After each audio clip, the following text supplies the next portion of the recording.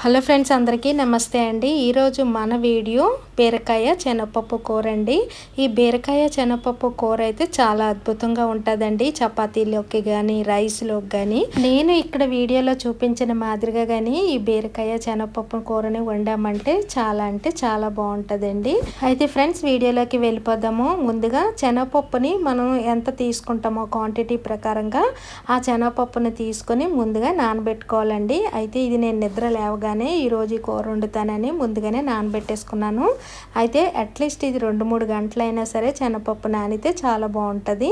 ఈ శనగపప్పుని కాస్త నానిన తర్వాత ఒక 2-3 సార్లు శుభ్రంగా కడిగేసి కుక్కర్లో వేసుకొని 2 విజిల్స్ వచ్చినంత వరకు ఉంచుకోవాలండి. అయితే మనం 2 విజిల్స్ వేయిస్తాం కాబట్టి కొద్దిగా వాటర్ వేసుకుంటే సరిపోతుంది. ఆ వాటర్ మళ్ళీ మనం కర్రీలో వేసేసుకోవచ్చు. కుక్కర్ 2 విజిల్స్ వచ్చేలోపు బీరకాయలను కూడా ముక్కల కింద కట్ చేసేసుకోవాలి. అలాగే 2 టమాటాలు మీడియం సైజువి 2 కట్ చేసుకోవాలి. కొద్దిగా కరివేపాకు, అలానే 2 ఉల్లిపాయలు, 4 పచ్చిమిర్చి ఇలా ముక్కల కింద కట్ చేసేసుకుని పక్కన ఉంచేసుకోవాలి. ఇప్పుడు కూర వండటం కోసము స్టవ్ వెలిగించుకుని బాండి పెట్టుకుని అందులో కొద్దిగా ఆయిల్ వేసుకుని ఆయిల్ హీట్ ఎక్కిన తర్వాత కొద్దిగా ఆవాలు, కొద్దిగా జీలకర్ర, కొద్దిగా కరివేపాకు వేసుకొని కాస్తంత దోరగా వేగనివ్వాలి. ఇవి కాస్త వేగిన తర్వాత ఇందులోని మనం కట్ చేసి పెట్టుకున్న ఉల్లిపాయలు, పచ్చిమిర్చి ముక్కల్ని వేసేసుకొని అవి కాస్త దోరగా వేగనివ్వాలి.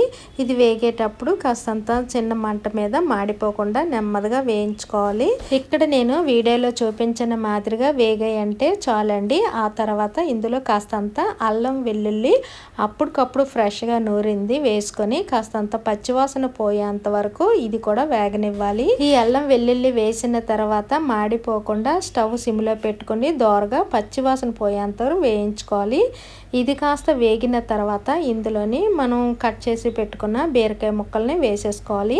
ఈ బీరకాయ ముక్కలు వేసేసిన తర్వాత టమాటా ముక్కలను కూడా వేసేసుకోవాలి. ఇవి 2 వేసేసుకున్న తర్వాత ఇందులో కొద్దిగా రుచికి సరిపడా ఉప్పును వేసుకోవాలి. అలానే పసుపు వేసుకోవాలి. పసుపు ఇక్కడ నేను 1/2 టేబుల్ స్పూన్ పసుపును అయితే వేసుకున్నానండి. అలా వేసుకుంటే సరిపోతుంది.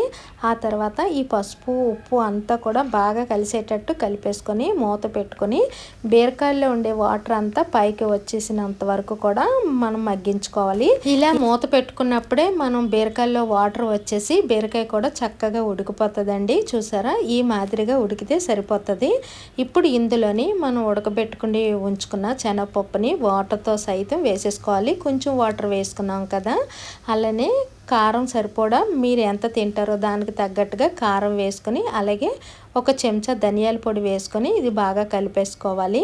ఇదంతా బాగా కలిపేసుకున్న తర్వాత మనకి నీళ్లు సరిపోవు అనుకుంటే కొద్దిగా వాటర్ వేసుకోవాలండి. ఎక్కువ వాటర్ వేసేసుకోకూడదు.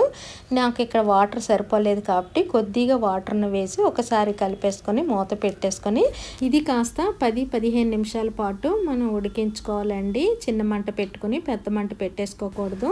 ఆ తర్వాత మూత తీసుకొని ఒకసారి కలిపేసుకొని చివరిగా చిక్కబడుతుంది అనగా ఇందులో కొత్తిమీర వేసేసుకొని దించేసుకోవడమేనండి.